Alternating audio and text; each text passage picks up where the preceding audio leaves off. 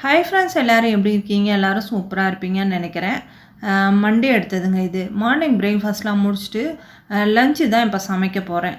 அதுக்கு வந்து கார்டனில் ஒரு கொத்து பாலக்கீரை வச்சுருந்தேன். அதை கட் பண்ணிவிட்டு அதை நல்லா வாஷ் பண்ணியாச்சு. ஸோ வாஷ் பண்ண பாலக்கீரையை சின்ன சின்ன துண்டுகளாக கட் பண்ணிவிட்டு ஒரு குக்கரில் ஆட் பண்ணிவிட்டு 1 கப்பு பருப்பு, ஒரு வெங்காயம், ஒரு தக்காளி, ஒரு 5-6 பல் பூண்டு, ஒரு 3 பச்சை மிளகாய், 1 டீஸ்பூன் ஜீரகம், கொஞ்சமாக மஞ்சள் தூள், தேவையான அளவு தண்ணி விட்டுட்டு 1 டீஸ்பூன் ஆயில் விட்டு ஒரு 5-6 விசில் விட்டால் பருப்பு ரெடி ஆயிரும். ஸோ மதியம் சாதத்துக்கு அரிசி ஊற வச்சாங்க. அரிசி பொன்னி அரிசி தான் எப்பயுமே நாங்கள் யூஸ் பண்ணுவோம்.